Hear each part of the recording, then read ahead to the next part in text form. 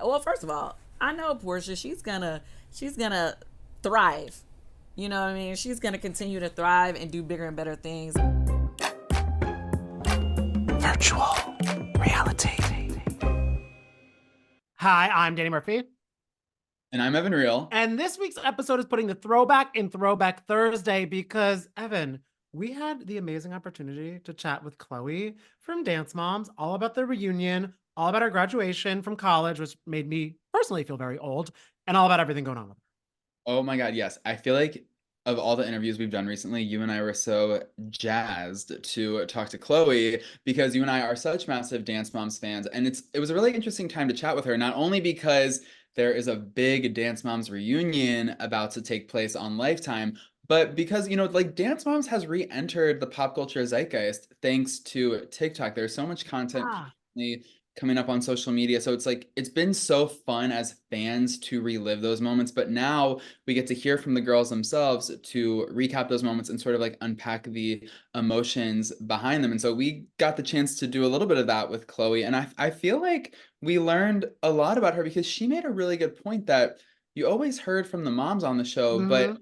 when these girls were like 7, 8, 9 years old, they didn't really have a voice, but now they're 21 and up and they're ready to talk. So ready to talk. And that's why I'm so glad because she was telling us as she was sort of on the fence about even wanting to partake in the Dance Moms reunion. But then she was kind of like, well, I'm going to be talked about and like they're going to talk about me. So I might as well be there. And one of the things that does get discussed is the feud, not so feud with Maddie. I actually don't. I didn't think about whether I should talk about this, but I said no at first.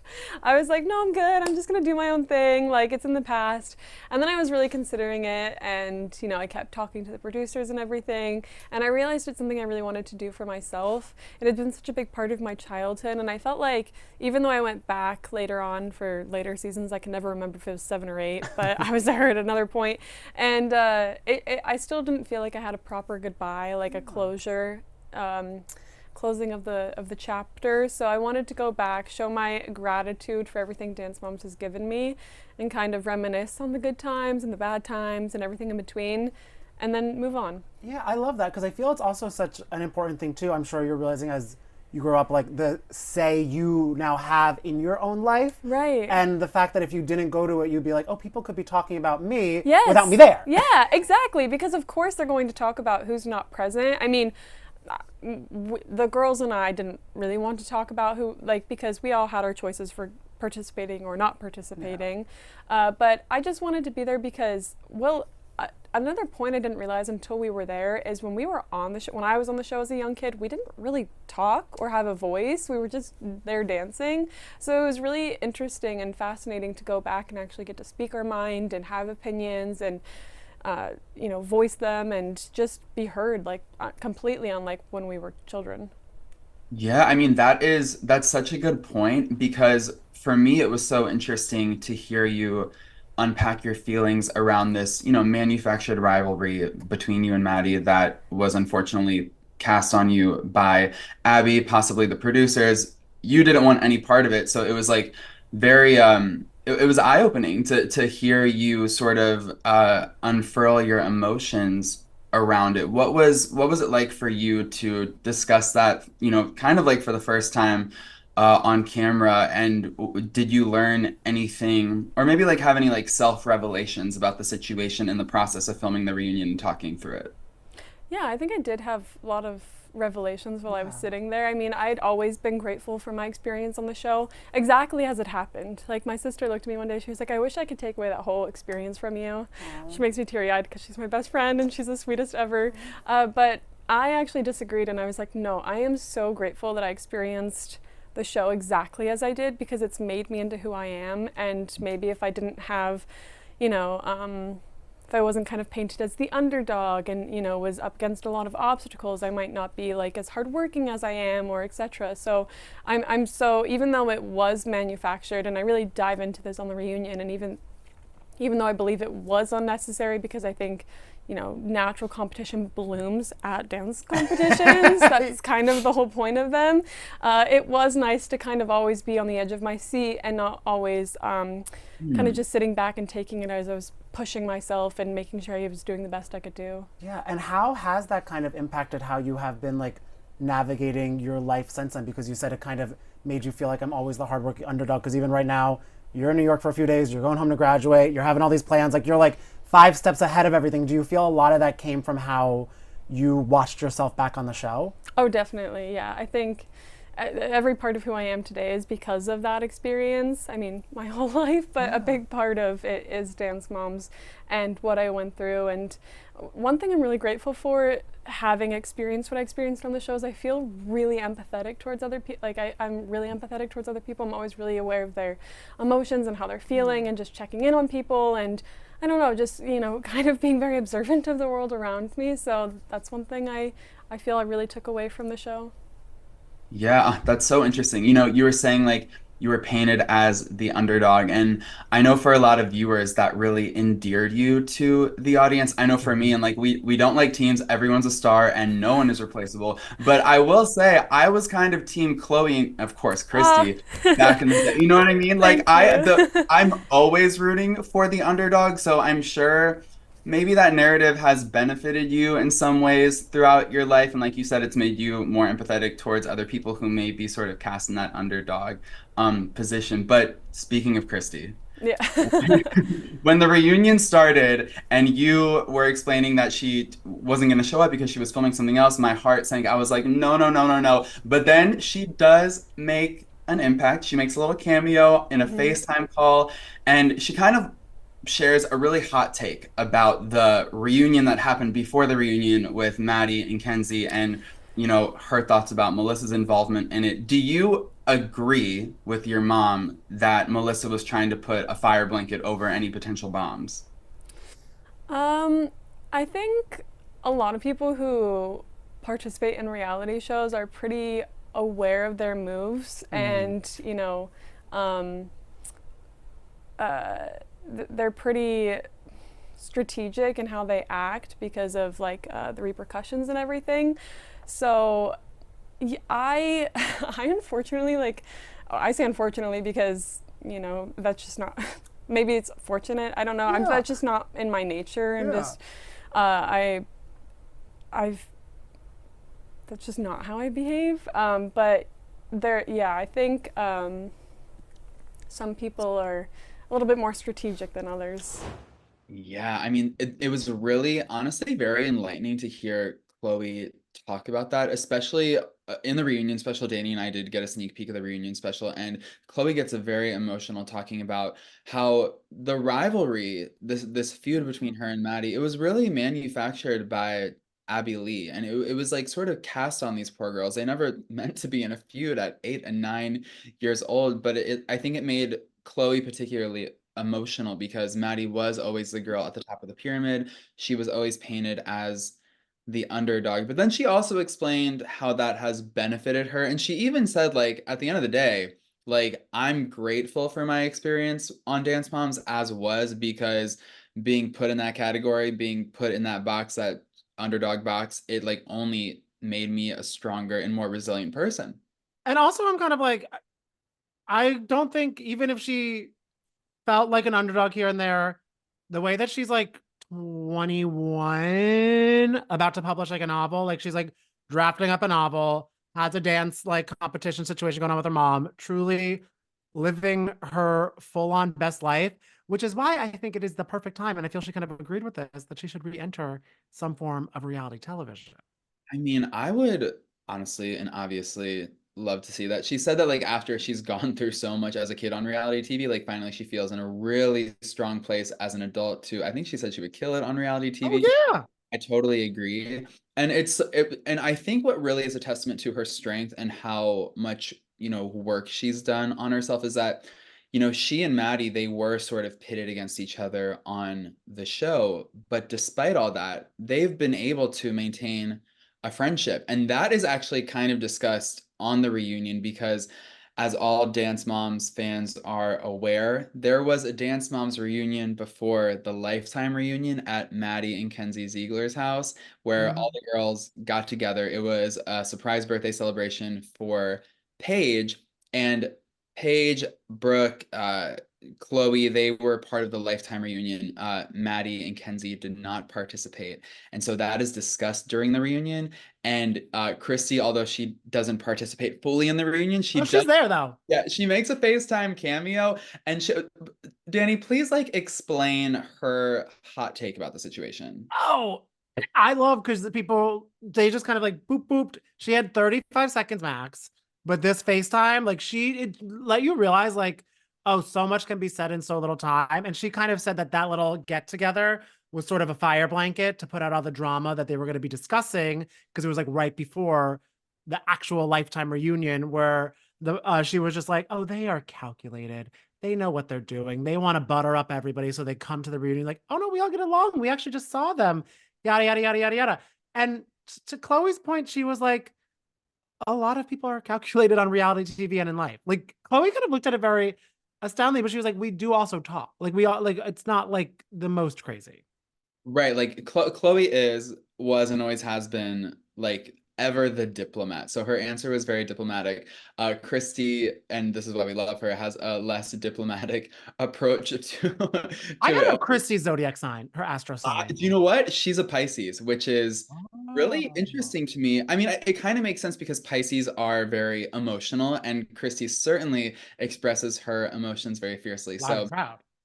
Anyways, we could express our emotions about Chloe very fiercely for eons. So long, and I'm like upset. Unfortunately, we didn't get a chance to ask her about karma. I know, but do you know what? What else is there to say about Karma by JoJo Siwa other than it's like acutely iconic? Like honestly, I will say when I first saw the clips of Karma on social media and stuff, I was a little like, you know, the Kiss cosplay emerging from the ocean. It was a little like not aligning with my spirit, but eventually your spirit Halloween, because that's kind of the look. Yeah. Yes, Danny, the looks from the video were very spirit Halloween. However, with love, I'm there every October 30th.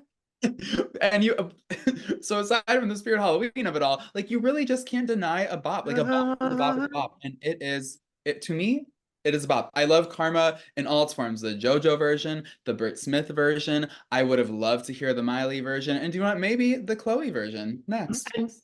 Or the Kim Zolciak version, because someone please give Kim Zolciak a direct deposit. I'm begging. I feel I speak for the internet. Evan, you can bow out of this if you don't want to, but I feel I need to say it loud and say it proud. Someone, I'll even give my routing. I'll donate a little bit because I think money is a little tight because she's acting in a way, Evan, you have to agree. She's acting in a way that I'm kind of like, what is going on here?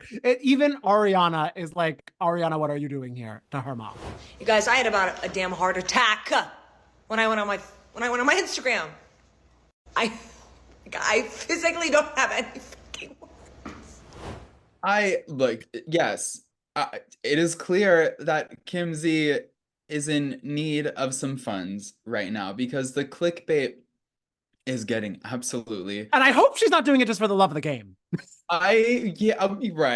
I mean, maybe she has fun with it. I'm not sure. Okay, so basically, guys, what happened is Kim posted a photo of her and her estranged husband, Kroy. As you know, they are going through a very tumultuous divorce separation situation. And it was just the caption, #RIP. So what is one to deduce from that is that either Kim or Kroy has departed. RIP. And it wasn't an RIP link in bio. RIP link in bio because we have a link to click for her to get her ad rev of whatever click. I remember back in the day, like 10 years ago when this first started, I think a lot of the like teen moms would do it. They would do that clickbait stuff.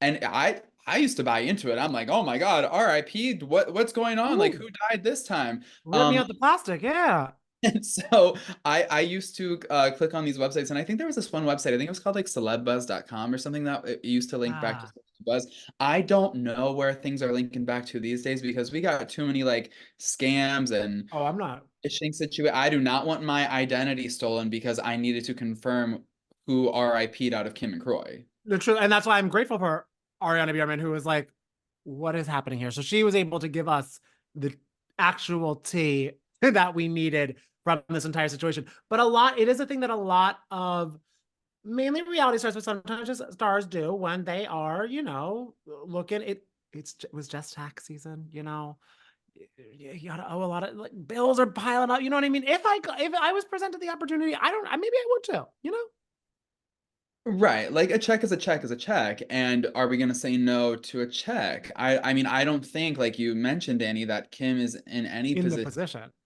say no to a check. I just wish there were ways for her to collect her checks without almost RIPing her own daughter, because her daughter, like Ariana, like honestly seemed like like if you watch that reaction video on Instagram, it's honestly one of the best performances I've ever seen. Because do you know what the thing is? I remember like Ariana on Don't Be Tardy and Real Housewives, like she was like a little comatose, right? Like she wasn't necessarily the most like spirited child, but Yeah. now as an adult performing on TikTok and Instagram, like I'm like, oh my God, where was this personality so many years ago? So she has grown into herself, I guess, which has been a Yes. revelation in this whole situation. Which I love to hear, and I hope maybe potentially we would be able to maybe see that on a Real Houses of Atlanta season down the line if Kim comes back, because we did talk to now, unfortunately for everyone but her, because she will forever stay busy, Real Houses of Atlanta alum Kandi Burruss, which still feels weird to say. I know. It's so weird because she's been a staple on the show for so long. But like you said, she's thriving now. We got the chance to talk to her and husband, Todd Tucker, who are producing The Wiz on Broadway, which has been like such a smash success out the gate. Crushing it. Like they're on cloud nine because of it. And we asked them all, we had to ask about Atlanta. Atlanta. So if you subscribe to the newsletter, you'll be seeing what she had to say about Kim and Kroy returning. So go do that right now before we get into some other stuff that we'll talk to you about right here. So sign up at the link in wherever you're listening to this. The link is there to get all the information about that. But she also, Evan, we talked a little bit about Portia, who is officially coming back. Yes, Portia is officially coming back, but not with a husband. Because Sheree saw the husband recently. Did you see that? I did see that. Just as a couple who has not only survived the reality TV machine, but thrived because of the reality TV machine, what are your thoughts on this whole Portia and Simon situation? Have you checked in with her? Do you have any advice for her? It's just so wild to see it unfold, especially because Simon's making it so public. Listen, y'all, I try to say anything that has anything to do with her relationships, right? Y'all know seasons back, my opinion was not, she didn't want to hear my opinion about her relationships, and I told her back then I wasn't going to speak on it anymore. So I try not to get involved in the conversation about what's going on with them. I do, hope that everything that first of all, I know Portia, she's gonna thrive. You know what I mean? She's gonna continue to thrive and do bigger and better things, and that's all that matters, really. At the end of the day, if that situation don't suit you, Todd's face is looking a little different. I just think it's unfortunate whenever a marriage doesn't work, and at the end of the day. At the end of the day, I know he's going through it. She's probably going through it, and they're trying to figure it out. So, I just wish them the best. You know what I'm saying? Whether they're together or not. You just don't want to see it get messy. It's just kind of like. Yeah, I don't want to see it get messy, but, and I don't want it to seem like I didn't, saying anything about the relationship itself. I'm just saying her as a person. Right. As long as she's doing great and what she has coming, then what happened doesn't even matter. Yeah. You know what I mean? Because we've seen her thrive, have issues, go above it, and then succeed from that beyond anyway. Too. Yeah. So that's all good. Yeah, which is great. And because I feel like you guys always celebrating the 10-year milestone, what I love and always like watching how much you guys always are able to work together. What do you feel you've learned, especially maybe now even with the cameras off, of your relationship while working together? Because that is kind of, it's like a beautiful relationship, but also the most like you just add more stress to stress. True, but we work well together. Yeah. And people are saying that Sheree got her peach back too, so that'll be interesting. I'm hoping that she got her peach back, so we can see some of that play out on the next season of Atlanta. But yeah, Kandi actually explained, even though she did share her thoughts on Kim, read about if you subscribe to the newsletter. But with Portia, she likes to keep her words a bit measured, because I don't know if you guys remember from seasons ago when Kandi spoke about Portia's relationship with Dennis. Portia certainly left the impression that it is not okay to speak about her relationship. So that PTSD is still lingering with Kandi. So she didn't say much. A Taurus never forgets. She learned her lesson. She's not trying to. Yeah, and she doesn't drink, so she's very clear minded. She knows not to get into mess. Yeah. But it seems like she was shocked. It seems like she was shocked by the situation, that she was blindsided. I don't think that she thought they would have divorced, because I mean, who would have thought after that like fairy tale wedding in Africa that like, and it felt like Portia and Simon's relationship was so fast and furious. Like when I mean, it burned out quickly. I don't know. I know, because it kind of seemed like it was, which was like sad for all of us. Her reality TV or Atlanta chapter was closing. She's like, I'm having my wedding. So long, have fun. I'm going to do this spinoff that everybody after watching is kind of like, huh, what's happening here? And then we're back. Yeah. And also Kandi, she didn't like give any names, but she seems to have an idea of some of the new girls who have been cast on Atlanta with Portia and Kenya, and hopefully, fingers crossed, Sheree. But yeah, we were like, Danny tried to like squeeze a little bit of juice out of her. He was like, are they familiar faces? Are they new girls? And she kept her cards close to her chest. But it seems like the shakeup, in whatever shape it eventually takes, it's gonna be exciting. And the fact that we do have Portia and Kenya, like, my spirits are high, and I'm optimistic about the next season. I just need them to start filming.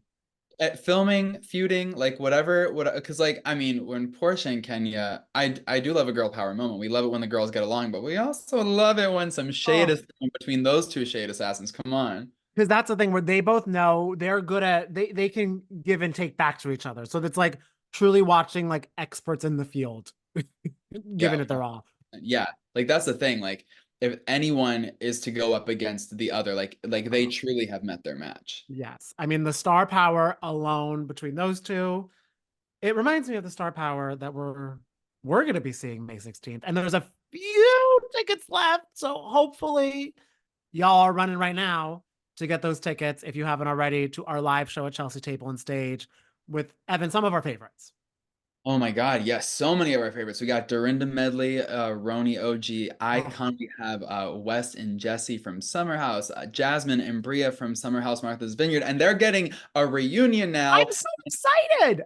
I think you and I might be getting the reunion before the reunion. And from what we've seen between Jasmine and Bria on Martha's Vineyard, a reunion definitely needs to happen, because those ups and downs have been giving me whiplash. Vertigo, yes. And then, of course, we have the Fudas, Rachel and John from The Real Housewives of New Jersey. And that's going to be back in full force by the time the live show is. So there's going to be so much to talk about, guys. So please head to chelseatableonstage.com to get your tickets. There are only a few left. And if you haven't, you can enter our sweepstakes for a chance to win a trip to New York City. You get tickets to the show. You get a night in a hotel in New York City. You get to meet us, which I hope excites you. I mean, we'll throw in a free drink. You know what I mean? Like, if you come meet us, like, well, I'll give you something. I mean, if I'm giving some money to Kim Zolciak, I'll give you a gift to you as well. Who knows? Who knows what's going to happen? So we can't wait to hopefully see you there.